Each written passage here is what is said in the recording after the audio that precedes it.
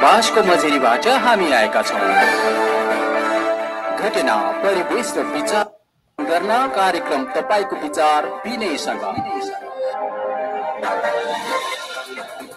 कार्यक्रम तपाईको विचार विनयसँग हरेक सोमबार अमेरिकी समय साँझ 8:15 बजे, नेपाली समय मंगलबार बिहान 7 बजे इनेपाली.com को फेसबुक पेजमा आएर मंगलबार साँझ 8 बजे रेडियो साइनो 89.8 मेगाहर्ज र साइनोन्यूज.com मा। नमस्कार आदरणीय महानुभावहरू, कार्यक्रम तपाईको विचार विनयसँगको आजको एउटा श्रृङ्खला लिएर म सञ्चालक विनय उपस्थित भइसकेको छु। दर्शक एवं श्रोता महानुभावले सधैँ जस्तै आज पनि हामीहरूलाई इनेप्लेस.com, खबरमाला.com र साइबरहेडलाइन.com मा संसारभरिबाट प्रत्यक्ष रूपमा हेरिरहनु भएको छ भने 89.8 मेगाहर्जको रेडियो साइनो भरतपुर चितवनबाट पनि यहाँले हामीलाई सुन्नुहुनेछ। त्यस्तै गरी अभियान टेलिभिजन भरतपुरमा पनि हामीलाई यहाँले हेर्न सक्नुहुनेछ भने साइनोन्यूज.com र कार्यक्रम तपाईको विचार विनयसँगको युट्युब च्यानलमा पनि यहाँले हामीलाई हेर्न र सुन्न सक्नुहुनेछ। त दर्शक एवं श्रोता महानुभावहरू, सधैँ जस्तै आज पनि एकजना अतिथि र अतिथिसँग सम्बन्धित विषयवस्तुमा कुराकानी गर्न लागिरहेको छु। आजका मेरा अतिथि हुनुहुन्छ अमेरिकाको टेक्ससबाट जोडिनु भएको छ, एनआरएनए का अभियन्ता हुनुहुन्छ, एनआरएनए अमेरिकाका पूर्व अध्यक्ष हुनुहुन्छ, केन्द्रीय विभिन्न पदमा बसेर काम गरिसक्नु भएको र अहिले भर्खरै सम्पन्न एनआरएनए का अधिवेशनबाट कन्भेन्सनबाट उपाध्यक्षमा निर्वाचित हुनुभएका नवनिर्वाचित उपाध्यक्ष सुनिल शाह आजको मेरो पाहुना हुनुहुन्छ। सुनिलजी, यहाँलाई कार्यक्रममा हार्दिक स्वागत गर्दछु। धन्यवाद विनयजी। सर्वप्रथम म तपाईँ लगायत आफ्नो इनेप्लिस लगायत अरू जुन तपाईँको मिडिया च्यानलहरू छन् सम्पूर्ण सदस्य साथीहरूलाई चाहिँ हार्दिक धन्यवाद दिन चाहन्छु। तपाईँले मलाई यहाँ अवसर दिनुभयो र अहिले यो कार्यक्रम सुनिराख्नुभएका हाम्रा श्रोताहरू र हेरिराख्नुभएका दर्शकहरूलाई मेरो तर्फबाट हार्दिक नमस्कार गर्न चाहन्छु। हजुर सुनिलजी, कार्यक्रममा यहाँलाई स्वागत गरिसकेँ। अब तपाईँ भर्खरै मात्र नवनिर्वाचित हुनुभएको छ कन्भेन्सनबाट। तपाईँलाई सर्वप्रथम यहाँलाई बधाई पनि भन्न चाहन्छु र तपाईँको कार्यकालको सफलताको पनि म शुभकामना व्यक्त गर्छु। तर यो बधाई दिँदा दिँदै आधा साथीहरू त छोडिनु भएको छ, अर्को कन्भेन्सन गर्छु भनेर लाग्नु भएको छ। अब यो सबै साथीहरूलाई कसरी समेट्नुहुन्छ, कहिले समेट्नुहुन्छ सुनिलजी? धन्यवाद तपाईँ बधाईको लागि र आशा छ अब तपाईँहरूको साथ सहयोगले अहिलेसम्म संस्थालाई यहाँसम्म ल्याउन सफल भएका छौँ र पक्कै पनि हाम्रो प्रयास भनेको संस्थालाई मिलाएर, सम्पूर्ण साथीहरूलाई मिलाएर यो नेपाली एनआरएन समाजको लागि, एनआरएन कम्युनिटीको लागि काम गर्ने हाम्रो प्रतिबद्धता अनुसार नै म काम गर्नेछु। त्यसमा चाहिँ धेरै कुरा मैले भन्न चाहिनँ र यो साथीहरू छुट्नु भएको कुरा तपाईँले चाहिँ एकदम राम्रो कुरा गर्नुभयो। तर कस्तो छ भने अहिले एनआरएन विशेष परिस्थितिबाट गुज्रिँदै गएको छ, तपाईँहरू पनि हेर्नु भएको छ। यो लास्ट 3-4 वर्षमा विभिन्न किसिमका उतार चढाव भयो। त्यही पनि होइन, हामीले चाहिँ यो उतार चढावको बिच पनि अधिवेशन गरेर एउटा नयाँ कार्य समिति आएको छ र यो कार्य समितिमा प्राय जसो साथीहरू समेटिनु भयो। केही साथीहरू छोड्नु भएको छ र उहाँहरूलाई पनि केही दिनमै म त के भन्छु भने केही हप्ताभित्रै उहाँहरूलाई पनि समेटेर एउटै एनआरएन बनाउने चाहिँ हाम्रो प्रयास हो। त्यसमा म लगायत नवनिर्वाचित अध्यक्ष हाम्रो महेश श्रेष्ठज्यूले पनि यसमा काम गरिराख्नु भएको छ र हामी सबै एज अ टिम काम गरिरहेको छौँ। वार्ताहरू भइरहेछ। हामी पूर्व अध्यक्षहरूलाई पनि भेटेर, हाम्रा नेपाल सरकारका प्रतिनिधिहरू, विभिन्न पार्टीका प्रतिनिधिहरूलाई भेटेर पनि मिलाउने प्रयास हाम्रो जारी छ र यो पक्कै पनि केही दिनमै तपाईँहरूले चाहिँ सुखबर सुन्नुहुन्छ। हामी चाहिँ सम्पूर्ण छुटेका साथीहरूलाई पनि समेटेर एउटै एनआरएन बनाएर हामी फेरि एनआरएन कमिटीको लागि पहिला जस्तै काम गर्ने म तपाईँलाई जानकारी गराउन चाहन्छु। सुनिलजी, अब व्यक्तिगत रूपमा अब यो एउटा प्रक्रियामा गइसकेपछि तपाईँ पनि प्रक्रियामा जानुभयो, प्रक्रियाबाट तपाईँ निर्वाचित पनि हुनुभएको छ। तर अर्कोतिर यसरी सङ्गठनमा तपाईँ अब एनआरएनए अमेरिकाको अध्यक्ष भइसक्नु भएको मान्छे, योभन्दा अगाडि पनि विभिन्न पदमा बसेर पदाधिकारीमा काम गरिसक्नु भएको। अब यसरी केही साथीहरू बाहिर रहने अनि एकताको नाममा अधिवेशन भयो, सबै साथीहरू समेट्न सकिएन। तर पनि अब तपाईँ यसरी जुन एउटा पोजिसनमा हुनुहुन्छ, नेतृत्वमा आउनु भएको छ, तपाईँ व्यक्तिगत रूपमा खुसी हुनुहुन्छ, सन्तुष्ट हुनुहुन्छ तपाईँ? यसमा दुईटा कुरा छ विनयजी, प्रश्न राम्रो गर्नुभयो। एउटा कुरा हामीले के बुझ्नुपर्छ भने संस्था हाम्रो 2003 मा सुरु भएको 2025 साल चल्दैछ। हाम्रो 22 वर्ष भइसक्यो। 22 वर्ष पुरानो संस्था भयो। सुरु गर्दाखेरि एउटा कोठाबाट सुरु भएको संस्था आज हामीसँग लाखौँ मेम्बर 84वटा एनसीसीहरू छन्, 84वटा देश जोडेको छ। संस्था ठुलो भएको छ, हाम्रो सञ्जाल ठुलो भएको छ र नेपालको पनि विशेष परिस्थितिले गर्दाखेरि नेपालीहरू बाहिर जाने क्रम बढी नै छ। बाहिर अहिले भनौँ न झन्झन्डै 70-80 लाख जति मान्छे बाहिर बसेको चाहिँ एउटा आँकडा चाहिँ छ। त्यसले गर्दाखेरि यो संस्था ठुलो भइसक्यो, समस्याहरू पनि चाहिँ ठुलो छन्, विभिन्न देशका आफ्नै समस्याहरू छन्। त्यो सबै कुराले गर्दाखेरि यो संस्था बढ्दै जाँदाखेरि, पुरानो हुँदै जाँदाखेरि त्यसमा प्रक्रियागत रूपमा त वैधानिक रूपमा धेरै कुराहरूको च्यालेन्जेसहरू आउँछ। त्यो च्यालेन्जेसहरू नै लाई भनौँ न एक किसिमको चाहिँ हामीले समाधान गर्ने क्रममा विभिन्न विचारहरू आउँछ। त्यसले गर्दाखेरि साथीहरूको डिफ्रेन्ट विचार हुनु स्वाभाविक कुरा नै हो, त्यसलाई चाहिँ हामीले अन्यथा हुँदैन। तर के भयो भने यो विचार फरक राख्दैमा चाहिँ संस्थाकै विरुद्धमा गएर काम गर्नु चाहिँ यो गलत कुरा नै हो, जसको लागि पनि, मेरो लागि पनि, जसको लागि पनि गलत कुरा नै हो।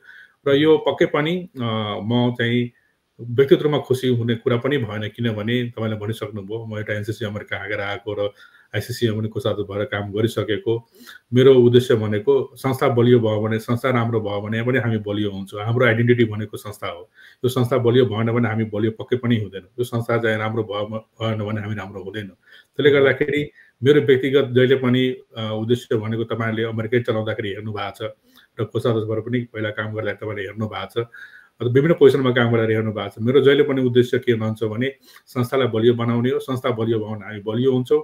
संस्था बलियो हुन सकेन भने हामी व्यक्तिगत रूपमा जति अगाडि पुगे पनि यो चाहिँ बलियो हुँदैन र हाम्रा जुन एजेन्डाहरू पनि पछाडि परेर जान्छ। त्यसले गर्दाखेरि खुसी म पक्कै छैन, तर साथीहरूलाई चाहिँ समेटेर मिलाएर लाने काम चाहिँ लिडरसिपको हुन्छ। त्यसको लागि हाम्रो प्रयास चाहिँ जारी छ। विनयजी, अब यो प्रयास जुन जारी छ भन्नुभएको छ, अब तपाईँले अब केही समयभित्र साथीहरू आउनुहुन्छ, हामी एक हुन्छौँ पनि भन्नुभएको छ, त्यो भन्न सकिने आधारहरू त्यस्तो केही देखाउन सक्नुहुन्छ तपाईँ? आज हामीलाई संसारभरिबाट हेरिरहेका छन् विभिन्न एनसीसीका साथीहरूले, एनआरएनका साथीहरूले हेरिरहनु भएको छ। अब पक्कै पनि तपाईँहरू निर्वाचित भएर आइसक्नु भएको छ, तर केही साथी छुट्नु हिजो पनि एकताको सम्मेलन भन्दै पनि छुट्नु भयो भने अब ती छुटेका साथीहरू आउने आधार यो छ भनेर आज तपाईँ ढुक्क भएर भन्ने केही बुदाहरू छन् तपाईँसित?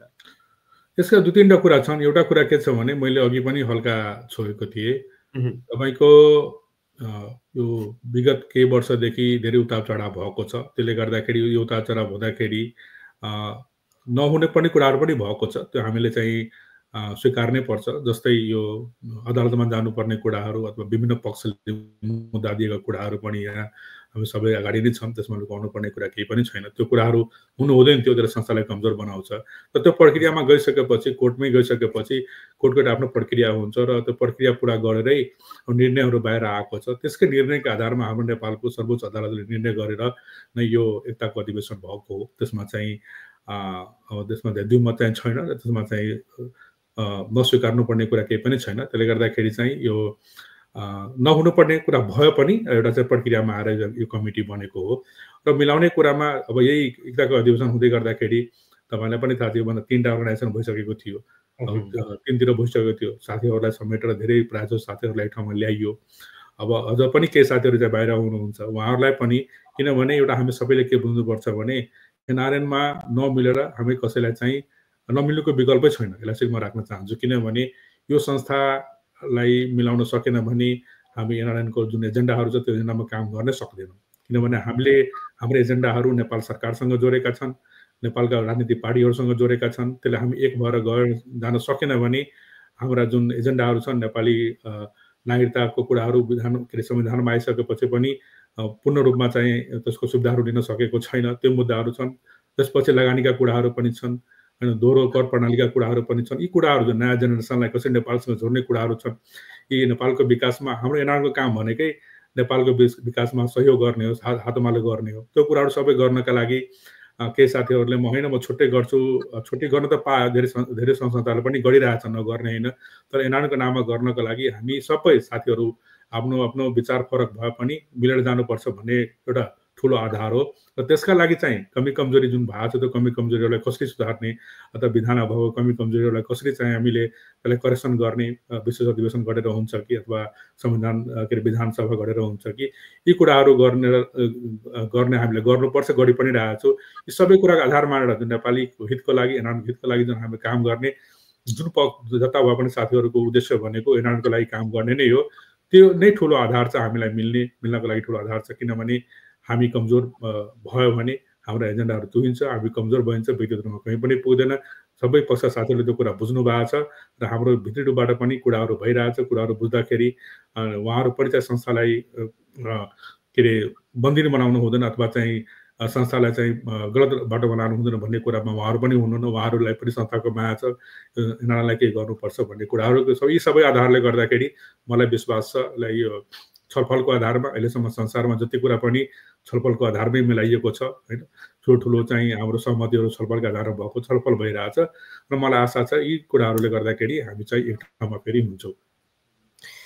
तपाईँले यो कुरा सबै भनिराख्दाखेरि जस्तो हिजो मैले अघि भने एनआरएनको यो एकता महाधिवेशनकै नाममा दिइएको जुन अधिवेशन सम्पन्न भयो त्यो पनि एकताकै नाम दिएर हुँदै पनि अब 3/2 भयो भनेर चित्त बुझाउनु बाहेक तपाईँले अहिले भन्नुभएका आधारहरूमा त्यस्तो देखिँदैन। किनभने बद्री केसी समूहले सदस्यता ओपन गरेर अर्को अधिवेशन हामी अक्टोबरमा गर्छौँ भनेर लागिरहेको अवस्थामा सबै कुरा उहाँहरू जस्तो अस्ति भर्खर पनि अब तपाईँहरूलाई काउन्टर दिनलाई होला प्रधानमन्त्रीलाई लिएर आएर एउटा कार्यक्रम पनि गरेर देखाइसक्नु भएको छ। यो सबै दृष्टिकोण देख्दाखेरि त्यो समस्या जहाँ आउँथे यो नै बसिरह्यो भन्ने देखिन्छ।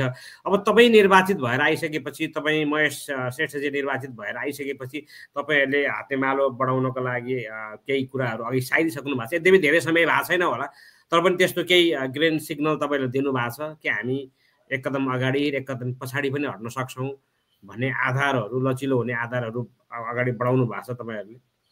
पक्कै पनि हामी बढाएका छौँ। अर्को सबभन्दा पहिला के छ भने जुन एकताको अधिवेशनमै जुन उहाँहरू आउनु भएन, किन आउनु भएन भन्ने कुरा एउटा ठुलो प्रश्न चाहिँ छ। किनभने यो एकताको अधिवेशन चाहिँ व्यक्तिगत रूपमा कुनै व्यक्तिले गराएको होइन, हामीले एउटा सर्वोच्चको निर्णय अनुसार नै यो अधिवेशन भएको हो र त्यसकै लागि पनि हामी पनि त्यसमा भाग लिन गएको हो होइन। त्यसमा चाहिँ उहाँहरू के कति कारणले आउन सक्नु भएन त्यो छुट्टै बहसका कुरा विषय छन्, त्यसमा हामी पक्कै पनि बहस गर्ने नै छौँ पछि।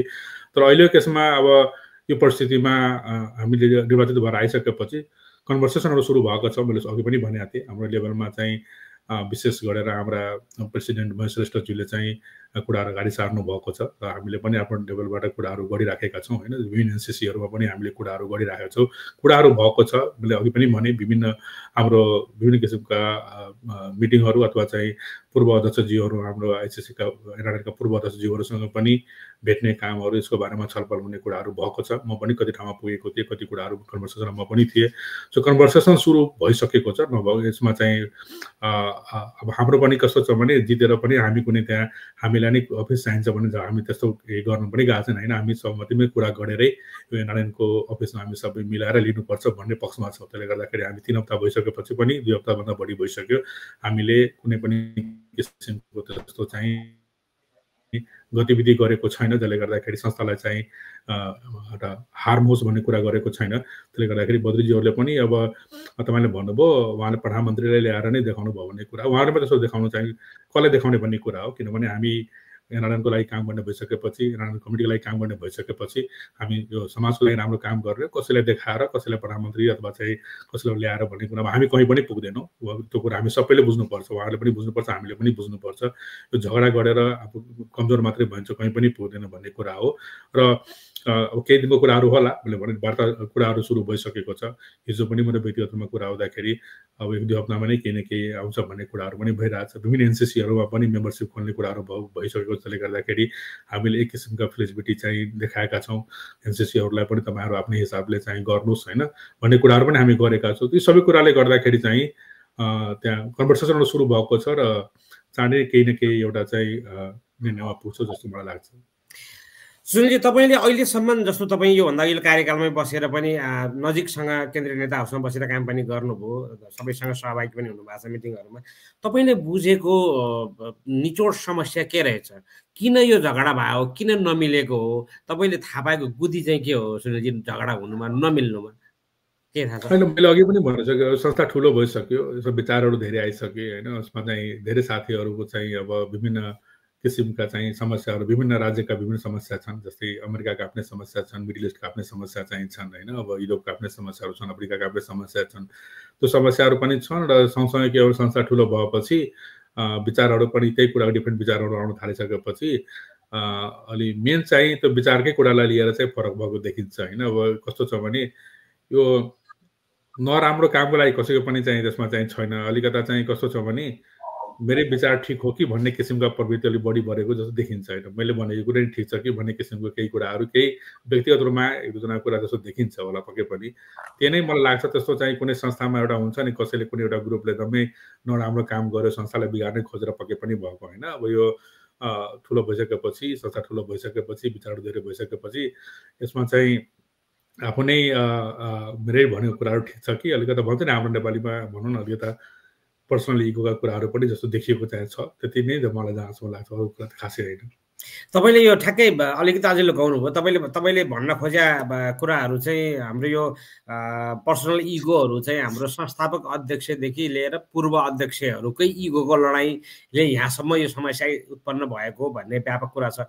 तपाईँ त्यो कुरामा सहमत हुनुहुन्छ? होइन, त्यस्तो पनि भन्न मिल्दैन। पूर्वजहरूले धेरै संस्थाको लागि धेरै गर्नुभएको छ होइन। अब उहाँहरूको इगोले गर्दाखेरि म कसैलाई मान्दिनँ, पक्कै पनि उहाँले भन्नुभएको छैन। तर कस्तो छ भने नि हामीले काम गर्दै जाँदाखेरि केही कुराहरू फरक हुन सक्छ नि। मैले भने नि त्यही कुरालाई डिफ्रेन्ट तरिकाले चाहिँ गर्न सकिन्छ। अब संस्था ठुलो भयो भने वैधानिक कुराहरू पनि धेरै कुराहरू चाहिँ आयो होइन। विधानमा पनि धेरै कुराहरू परिवर्तन गर्नुपर्ने कुरा आयो। अब जमाना पनि टेक्नोलोजीको जमाना आइसकेपछि धेरै कुराहरू परिवर्तन गर्नुपर्ने देखियो। अब डिमान्डहरू पनि चेन्ज भएको देखियो। यी सबै कुराले गर्दाखेरि चाहिँ अलिकति फरक मत भएको चाहिँ देखिन्छ। व्यक्तिगत रूपमा चाहिँ संस्थापक अध्यक्ष अथवा कसैले पनि यही हुनुपर्छ भने पक्कै पनि भनेको छैन। उहाँहरू आफै भनौँ न पूर्व अध्यक्षजीहरू मिलेर एउटा कमिटी बनाएर नै यसलाई समाधान गर्न खोज्नु भएको हो। त्यसले गर्दाखेरि म चाहिँ उहाँहरूले एकदमै पर्सनली नै लिनुभएको छ भने चाहिँ भन्न मिल्दैन। तर चाहिँ इन जेनरलमा चाहिँ मैले भन्न खोजेँ अध्यक्षजीहरूलाई होइन कि इन जेनरलमा चाहिँ मेरो विचार पनि फरक हुन सक्छ, के साथीको पनि विचार फरक हुन सक्छ भन्ने हिसाबले चाहिँ समस्याहरू देखेको हो। अनि यही नै ठिक छ, यही नै गरेको ठिक हो, मैले भनेको कुरा सत्य हो भन्ने कुरा हिसाबले चाहिँ बढी देखिएको चाहिँ त्यहाँ चाहिँ छ। अब यो जस्तो प्रवासमा बसेका नेपालीहरूको समस्यालाई सम्बोधन गर्ने कुरामा कहीँ पनि दुईमत छैन। समस्या सबैका समस्या उद्देश्य एउटै होला। तर यसलाई एड्रेस गर्ने कुरामा पदकै कारणले मात्रै जुन भएको जुन लडाइँ हो, यो लडाइँले गर्दाखेरि जुन एनआरएनका मेम्बरसिपमा जुन एउटा उत्साह थियो त्यो घटेर कहाँ पुगिसक्यो। अहिलेकै तपाईँहरूको कन्भेन्सनमा 10,000ले सम्मेलनमा भाग लिने सम्मेलन अहिले कसरी सम्पन्न भएको छ। भोलि अक्टोबरमै सम्मेलन भएछ भने पनि त्यो स्थिति त्यहाँ पनि देखिन्छ। भनेपछि यसरी तपाईँ नामका लागि मात्रै सम्मेलन गरेर नेतृत्व जन्माएर अनि संस्था कसरी अगाडि बढ्ने, कहिलेसम्म बढ्ने, तपाईँहरू जस्ता पदमा पुगेकालाई पनि त्यहाँ बसेर काम कसरी गर्ने। अब यसले गर्दाखेरि यो अब कम्तीमा पदमा पुग्नेहरूको लागि पनि अलिकति यो हामी त थाक्यौँ यो गर्न नहुने भन्ने कुरा त महसुस पक्कै भएको हुनुपर्छ नि, भएको छैन सुनिल सर? होइन, पदको त होइन। मैले उसो भने नि अब काम गर्नलाई अब भन्नुहोस् तपाईँलाई व्यक्तिगत रूपमा कुरा गर्नु पर्दाखेरि अब म काम पदमा आउनुभन्दा पहिलादेखि गरिराखेकै हो, भोलि पनि गर्ने नै छु। त्यो पदै चाहिन्छ भने चाहिँ छैन होइन। तर केही मैले भने नि केही कमी कमजोरी चाहिँ संस्थामा भएको छ। जस्तै योभन्दा पहिला पनि यो सहमतिको नाममा 3-3 जना अध्यक्ष बनाउनु नै एउटा संस्थाको लागि गलत कुरा भएको थियो। त्यो गलत कुरा त्यो पनि त्यो कमिटीको सदस्यमा पनि हो। तर हामीले गलतलाई गलत भन्न सक्नुपर्छ। संस्थाको एउटा आफ्नो प्रक्रिया आउँछ, प्रक्रियामा जानु पर्थ्यो। त्यो इस्युलाई त्यो समस्यालाई चाहिँ डिफ्रेन्ट तरिकाले चाहिँ मिलाउन सक्नु पर्थ्यो। तर 3 जना अध्यक्ष बनाएर जुन एउटा मेसेज दियो त्यसले गर्दाखेरि पक्कै पनि समाजमा एउटा नराम्रो मेसेज गएको छ। त्यसले गर्दाखेरि संस्थाको साख चाहिँ गिरेको छ होइन। कामहरू पनि बिचमा जुन किसिमको धेरै विवादहरू भयो, मुद्दाहरू जुन किसिमको धेरै मुद्दाहरू हाम्रो नेपालको अदालतमा पर्यो, सबै कुराले गर्दाखेरि संस्थाको साख चाहिँ गिरेको छ। तर म यसमा के भन्न चाहन्छु भने यो कुनै पोजिसनको लागि नभए पनि अब यो कमी कमजोरी भएको छ, त्यसलाई चाहिँ तर करेक्सन गर्ने पनि जिम्मा हाम्रो हो नि त। त्यसले गर्दाखेरि हामीले नै अब चाहिँ कमी कमजोरी भयो, कमी कमजोरीलाई नै छोडेर बिचमा हामी भाग्न मिल्दैन।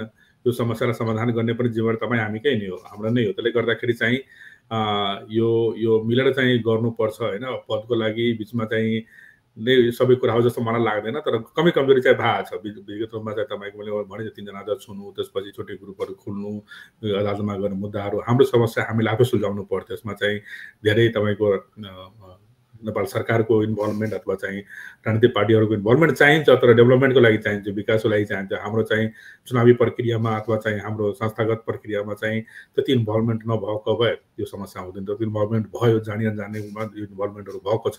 र त्यो इन्भल्भमेन्टलाई करेक्सन गर्ने पनि जिम्मा हाम्रो नै हो विनोदजी। हामी सबैको चाहिँ मिलेर नै त्यो गर्नुपर्छ जस्तो मलाई लाग्छ। तपाईँले यो भनिरहँदाखेरि जस्तो अहिले अदालतमा मुद्दा छ, फुल बेन्चबाटै यो समस्याको समाधान गर्नुपर्छ भनेर कोर्ट लागिरहेछ। अब कानुनी तवरबाट यो समस्याको समाधान हुन्छ भन्नेमा तपाईँहरूको बुझाइ छ या आपसी समझदारीमा हामीले नै समस्याको हल निकाल्नुपर्छ भन्नेमा तपाईँहरूको मत हो?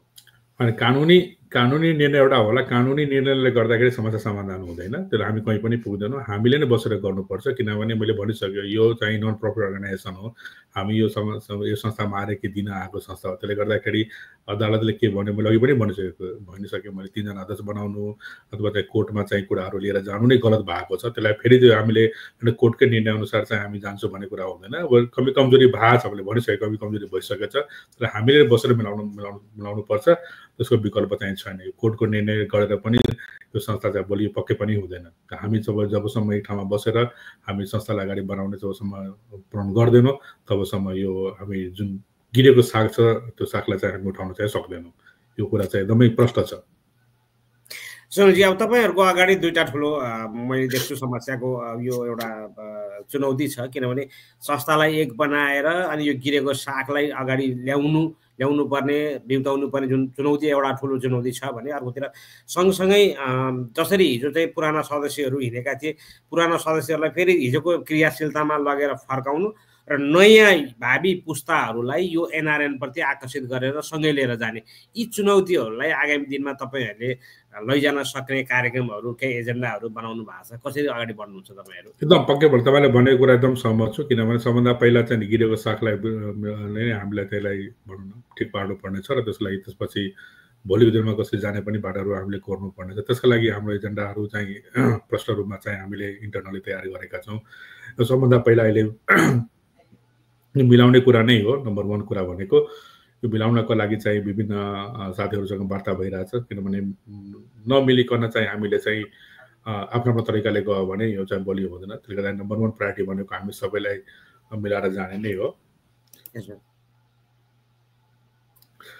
त्यसको लागि चाहिँ हामीले प्रयासहरू गरिराखेका छौँ। एउटा त्यसपछि चाहिँ हाम्रो जुन एजेन्डाहरू छन्, जुन कामहरू रोकेको छ, नेपाली नागरिकताको कुराहरू मैले अघि पनि भनिसकेँ, जुन यो लगानी कुराहरू त्यो कुरालाई अगाडि बढाउन सक्नुपर्छ र सबै ठाउँमा फेरि हामी पहिला जस्तै एनसिसीहरूमा गएर ग्राउन्डमा गएर हाम्रा कुराहरू संस्थाको बारेमा राम्रा कुराहरू हामी सबै राख्न सक्नुपर्छ।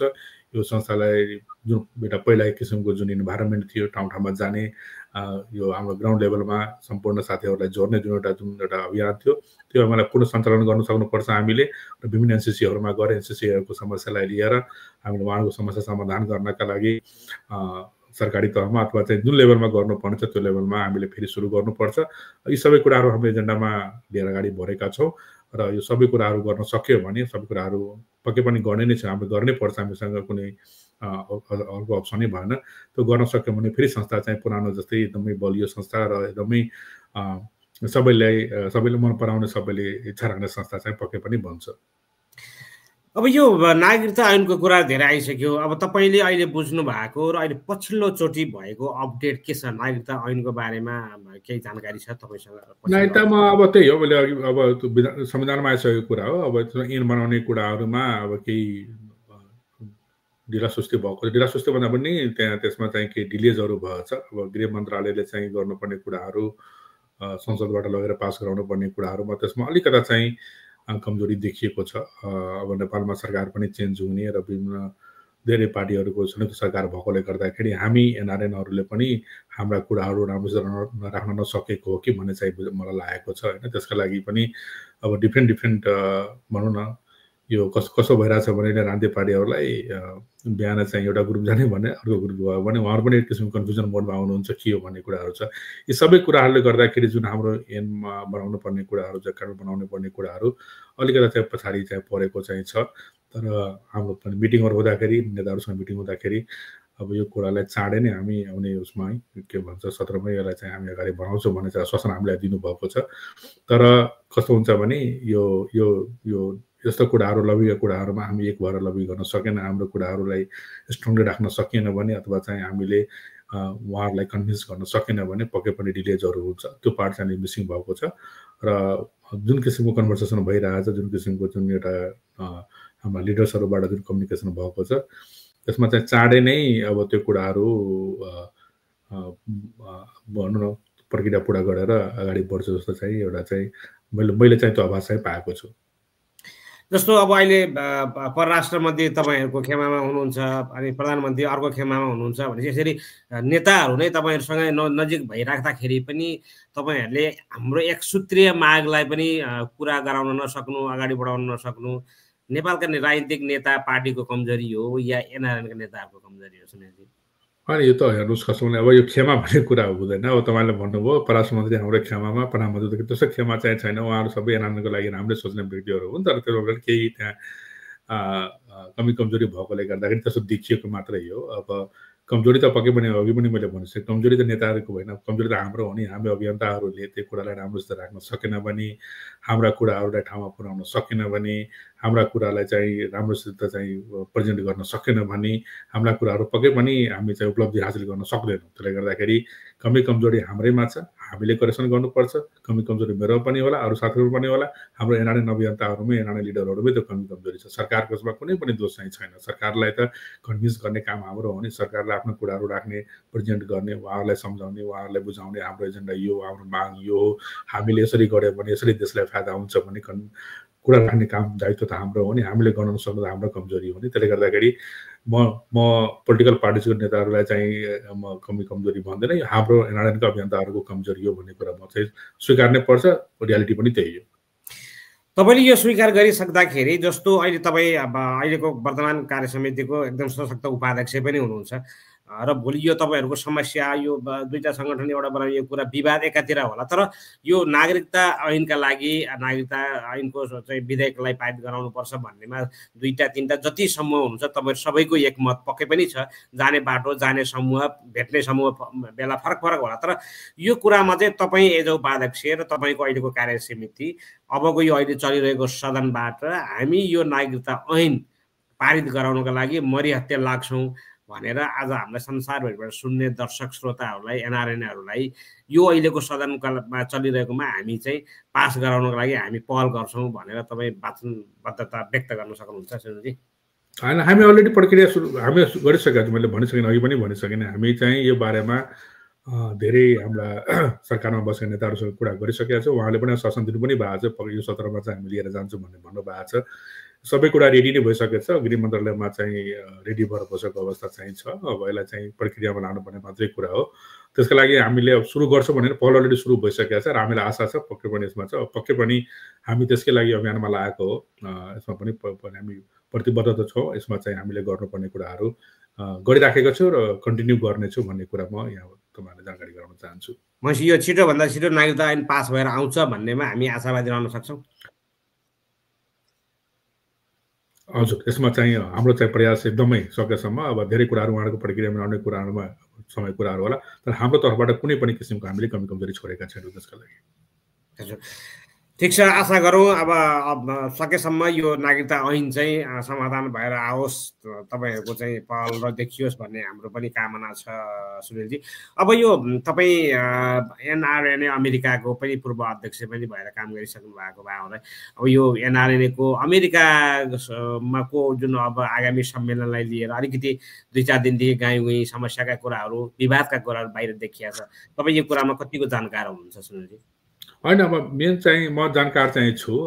तपाईँलाई मलाई आफ्नो कमिटीबाट मलाई जिम्मेवारी पनि दिनुभएको छ अमेरिकामा के भइरहेको छ एकचोटि तपाईँ हेर्नु होला भन्ने किसिमको एउटा चाहिँ मलाई हाम्रो प्रेसिडेन्ट महेश रोजीले मलाई व्यक्तिगत रूपमा भन्नु पनि भएको छ। म क्लोजली हेरी पनि रहेको छु। म 4-5 दिनदेखि प्रायः जस्तो साथीहरूसँग सबैसँग म कुरा गरिरहेको छु। हाम्रो प्रेसिडेन्ट डाक्टर अर्जुन मन्जाडे लगायत महासचिव राम हरिज्यू लगायत धेरै साथीहरू, बोर्डका साथीहरूसँग मैले व्यक्तिगत रूपमा पनि ग्रुप रूपमा पनि पूर्व अध्यक्षजी हाम्रो केशवजी लगायत हाम्रा आइसिसीका पनि प्रेसिडेन्ट, महासचिव, प्रवक्ता सम्पूर्ण साथीहरूसँग बसेर एक किसिमको चाहिँ यहाँ अमेरिकाको समस्यालाई कसरी समाधान गर्ने भन्ने कुराहरूमा कुरा गरिरहेको छु। त्यो समस्या भनेको मेम्बरसिपमा देखिएको हो। मेम्बरसिपमा चाहिँ कस्तो छ भने केही साथीहरूले चाहिँ जुन आइसिसीको पुरानो सिस्टम छ, एमआई सिस्टमबाट जाने, केही साथीहरूले होइन हामी चाहिँ हाम्रो आफ्नै सिस्टमबाट जानुपर्छ भन्ने कुरा हो होइन। यसमा चाहिँ हाम्रो कुरा के भनेपछि एनसीसीहरूलाई चाहिँ इन्डिपेन्डेन्ट छोड्नुपर्छ।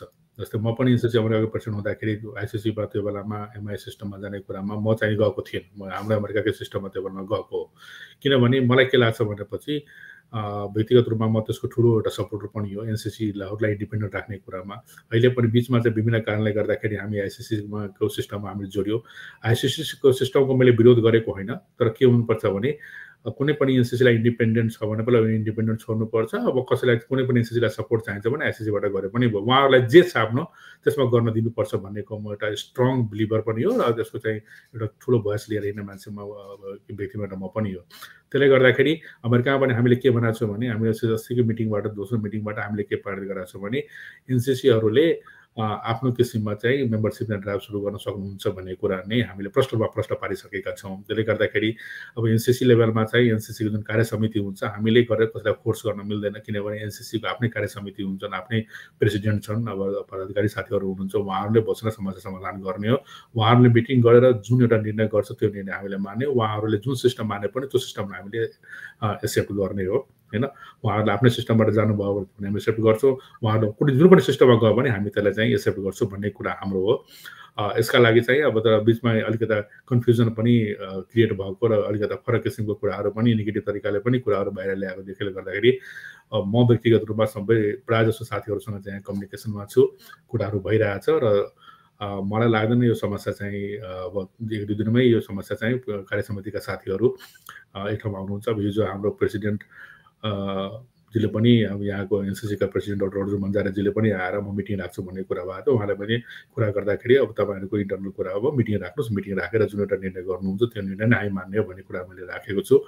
त्यसकै साथमा उहाँले मिटिङ पनि बसिराख्नु भएको छ, मलाई एक्ज्याक्ट डेट थाहा छैन कहिले बसिराख्नु भएको छ। मिटिङ बसेर उहाँहरूले निर्णय गरेर एउटा बाहिर आउनुहुन्छ, त्यो निर्णयलाई नै हामीले सघाएर अगाडि लाने कुरामा चाहिँ हाम्रो सहमति छ र हाम्रो चाहिँ लाइन चाहिँ त्यही रहन्छ। एनसीसीहरूलाई हामीले धेरै इन्टरफेयर चाहिँ गर्दैनौँ। यो चाहिँ केन्द्रकै विवादको इन्फ्लुएन्स हो अथवा अमेरिकाभित्रै देखिएको नयाँ समस्या हो, के छ तपाईँ? मलाई जहाँसम्म लाग्छ अमेरिकाको केसमा चाहिँ केन्द्रको विवाद चाहिँ हो जस्तो मलाई लाग्दैन, किनभने केही साथीहरूले यसपालि विधानमा केही परिवर्तनहरू गरेको रहेछ, मलाई पछि मात्रै थाहा पाए हेरे विधानमा चाहिँ त्यो परिवर्तनमा चाहिँ आफ्नै सिस्टम युज गर्ने भन्ने कुराहरू पनि अलिकता हुन्छ नि प्रश्नमा नभए पनि त्यस्ता कुराहरू चाहिँ देखिएको छ त्यहाँ होइन। त्यसले गर्दाखेरि चाहिँ अनि एनसीसी अमेरिकाले एउटा आफ्नो सिस्टम पनि डेभलप गर्नुभएको रहेछ। अब यसै पालोमा चाहिँ अब हाम्रै पुरानो सिस्टमलाई मोडिफाई गरेर एउटा नयाँ किसिमको सिस्टम बनाएको पनि हामीले बुझेका छौँ। त्यसले गर्दाखेरि यो अब तपाईँ आफै विचार गर्नुहोस् न, कुनै एनसीसीले चाहिँ 2 वर्ष लगाएर एउटा सिस्टम बनाइसकेको छ, केही पैसा खर्च गरेको छ भनेपछि पक्कै पनि कार्य समितिमा छलफल भएर आएको कुरा होला नि त्यो त होइन। त्यसले गर्दाखेरि चाहिँ अमेरिकाको केसमा अरू देशमा कुरा त फरक भयो। अमेरिकाको केसमा चाहिँ आइसिसी भन्दा पनि उहाँहरूको इन्टरनल सिस्टम डेभलप गरेको र पुरानो सिस्टम युज गरेको बिचमा अलिकता कन्फ्लिक्ट देखेको चाहिँ छ। त्यसले गर्दाखेरि उहाँहरूको इन्टरनल कुरा हो, तर उहाँहरू पक्कै मिटिङ बसेर कुराहरू उहाँहरू मिलाउने चाहिँ मलाई चाहिँ त्यसरी जानकारी गराउनु भएको छ उहाँहरूले। अब त जस्तो तपाईँ केन्द्रको तर्फबाट सहजीकरण पनि गर्दै हुनुहुँदो रहेछ, तपाईँ पूर्व अध्यक्ष पनि हुनुभएको हुनाले र अमेरिकाभित्रैकै हुनुभएको हुनाले यो कुरामा केन्द्रको हस्तक्षेप रहन्छ या तपाईँहरूको सहजीकरण रहन्छ? हाम्रो सहजीकरण हो। यसमा चाहिँ मैले भने म एनसीसीहरूलाई इन्डिपेन्डेन्ट छोड्नुपर्छ कुराको म एउटा ठुलो बिलिभर पनि हो। एनसीसीहरूलाई मैले अब यो जुन केही विधानमा केही कुराहरू भएको छ नि आइसिसीमा आइसिसीकै सिस्टम मान्नुपर्ने कुराहरूको त्यो कुराहरू आउने विधानमा त्यो परिवर्तन पनि गर्छौँ, किनभने त्यो चाहिँ पुरानै मोडलमा हामी एनसीसीहरूलाई इन्डिपेन्डेन्ट छोड्नुपर्छ, एनसीसीहरूलाई चाहिँ आफ्नो स्वतन्त्र हुनुपर्छ, उनीहरूको आफ्नै किसिममा जानुपर्छ भन्ने कुराको त्यही लाइनमा नै हाम्रो चाहिँ डाइरेक्सन रहनेछ। अब यो सबै कुरा अब एउटा चाहिँ एनसीसीदेखि लिएर केन्द्रसम्मको जुन विवाद नैराश्यताको कुरा आइराख्दाखेरि अब तपाईँहरू भर्खरै निर्वाचित भएर आउनु भएको छ एउटा जोस जागरका साथ अब तपाईँहरूको पालामा अथवा आजका दिनदेखि अब यो एनआरएनए भित्र भएको नैराश्यता टुट्छ र एउटा चाहिँ सजगता आउँछ, एउटा चाहिँ यो जागरुकता आउँछ भनेर भन्न सकिने आधार केही छ? अब हामी कुराकानीको अन्त्यमा छौँ सुनिलजी। छ, मैले भनिसकेँ आधारहरू मैले अघि पनि हल्का छोएको थिएँ। अब जुन हाम्रो एजेन्डाहरू छ त्यो एजेन्डालाई अगाडि बढाउने, हामी चाहिँ सबै एनसीसीमा पुग्ने, एनसीसीका साथीहरूको कुरा सुन्ने, उहाँहरूको समस्या सुन्ने, तर समस्या समाधान गर्नको लागि पहल गर्ने, यी कुराहरूलाई हामी अगाडि धेरै अब यो हुन्छ नि जुन नेपालको हाम्रो मूल उद्देश्य भनेको बाहिर रहेको एनआरएनहरूको समस्यालाई समाधान गर्ने र पहल गर्ने समाधानको लागि पहल गर्ने सम्बन्धित निकायसँग र नेपालको विकासमा हातमाले गर्ने भएकोले गर्दाखेरि हाम्रो फोकस लगेर बढी भएकोले गर्दाखेरि हामी काम गर्न थालेपछि पक्कै पनि जुन एउटा एनआरएन कम्युनिटीमा जुन एउटा मेसेज छ त्यो मेसेजलाई हामी पुनः चाहिँ जीवित गर्न सक्षम हुन्छ जस्तो हामीलाई लागेको छ र त्यही आधारमा एक्टिभिटिजहरू कार्यक्रमहरू हामी लिएर आउँदैछौँ। अब बिस्तारै अर्को महिनादेखि विभिन्न एनसिसीहरूमा जाने अनि एनसिसीका कुराहरू बुझ्ने अब हाम्रो जुन एजेन्डाहरू छ त्यो एजेन्डाहरूलाई इम्प्लिमेन्ट गराउनको लागि एकदमै नीतिगत रूपमा कसरी जान सकिन्छ एकदमै हामी ट्रान्सपेरेन्ट तरिकाले जाने चाहिँ हामी प्रयास सुरु गर्दैछौँ। त्यो गरिसकेपछि पक्कै पनि यो संस्थामा पहिला जस्तै एकदमै भन्छ नि एकदमै पहिला जस्तो एकदमै स्ट्रङ र हामीले पहिला जस्तै एकदमै सबैले मन पराउने संस्था हामी सबैको संस्था भन्ने वातावरण हामी बनाउँछौँ। ठिक छ, अब आजको मितिदेखि 6-8 महिनापछि फेरि तपाईँसँग पक्कै पनि म कुराकानी गर्नेछु र त्यति बेला हामीले आज गरेका बाचा आज गरेका कुराकानीको आधारमा यति परिवर्तन भयो र यति कुराहरू हामीले नयाँ काम गऱ्यौँ भनेर भन्न सक्ने आधार बन्नुहोस्। सुनिलजी, तपाईँको यो कार्यकालको पनि म एकदमै सफलताको कामना गर्छु। आज हामीलाई समय दिनुभएको छ, विचार व्यक्त गरिदिनु भएको छ। कार्यक्रमको तर्फबाट म यहाँप्रति हार्दिक आभार व्यक्त गर्न चाहन्छु। धन्यवाद विनयजी। फेरि पनि तपाईँ लगायत तपाईँको यो इनेप्लिज लगायत अरू मिडियाका साथीहरूलाई धेरै धेरै धन्यवाद दिन चाहन्छु। आज म यो उपाध्यक्ष भइसकेपछि आइसिसीको पहिलोचोटि म मिडियामा आएको छु, तपाईँको मिडियामा आएको छु र केही कुरा राख्ने मौका दिनुभयो र तपाईँले मलाई एउटा चुनौती पनि दिनुभएको छ र एउटा जिम्मेवारी पनि दिनुभएको छ। 6 महिनापछि फेरि तपाईँले बोलाएर म कुराहरू राख्छु र तपाईँले मलाई व्यक्तिगत रूपमा पनि चिन्नुहुन्छ। मैले म एउटा काम गर्ने मान्छे हिसाबले चिन्छु। पक्कै पनि हिजोको दिनमा काम गरेर तपाईँले मन माया गरेर यहाँसम्म पुर्याउनु भएको छ र म तपाईँले के भन्न चाहन्छु भने म आफ्नो भएको पोजिसनबाट अथवा क्षमता अनुसार चाहिँ पक्कै पनि काम गरेर म जुन कुरा मैले गर्दै आएको छु त्यो कुरालाई प्रमाणित गर्न मेरो प्रयास जारी रहनेछ भन्दै फेरि तपाईँहरू सम्पूर्णलाई धन्यवाद दिन चाहन्छु। नमस्कार। एकदमै धन्यवाद, आभार व्यक्त गरे। सुनिल, तपाईँ जसरी एनसिसी अमेरिकाको सफल अध्यक्ष भएर आफ्नो कार्यकाल बिताउनु भएको थियो, त्यसै गरी यो तपाईँको होल कार्यकाल भन्दा पनि तपाईँ व्यक्तिगत रूपमा पनि यो अहिलेको कार्यकालमा सफल रहनुहोस् र आज यो तपाईँ निर्वाचित भएपछिको पहिलो अन्तर्वार्ता हामीले कुराकानी गऱ्यौँ। तपाईँले आफ्नो मिडियामा आफ्नो कुरा राख्नु भएको छ। पक्कै पनि अर्को 6-8 महिनापछि तपाईँसँग म पुनः जोडिनेछु र कम्तीमा तपाईँको पक्षबाट सुधारका कामहरू भएको हाम्रा एनआरएनका मेम्बरले सुन्न पाउनेछन् र तपाईँ एकजना उदयमान नेताको रूपमा स्थापित पनि हुनुहुनेछ भन्ने विश्वासका साथ आज समय दिनुभएकोमा हार्दिक आभार व्यक्त गर्छु। आदरणीय दर्शक श्रोता महानुभावहरू, आज हामीले एनआरएनका उपाध्यक्ष सुनिल शाहसँग कुराकानी गऱ्यौँ, एनआरएनका गतिविधिको बारेमा कुराकानी गऱ्यौँ। आज यहाँले हामीलाई iNeplis.com, खबरमाला.com र cyberheadline.com मा हामीलाई प्रत्यक्ष रूपमा हेरिदिनु भयो भने 89.8 मेगाहर्जको रेडियो साइनोमा हामीलाई सुन्नुभयो, हामीलाई अभियान टेलिभिजनमा हेर्नुभयो, साइनोन्युज.com युट्युब च्यानललाई हेर्नुभयो, सुन्नुभयो। हामीलाई हेर्ने सम्पूर्ण दर्शक र हामीलाई सुन्ने सम्पूर्ण श्रोताहरूलाई आजका मेरा अतिथि एनआरएनएका उपाध्यक्ष सुनिल शाह र म विनय अर्यालको तर्फबाट आभार व्यक्त गर्दै अर्को साता अर्को अतिथि र विषयवस्तुमा उपस्थित हुने नै छु।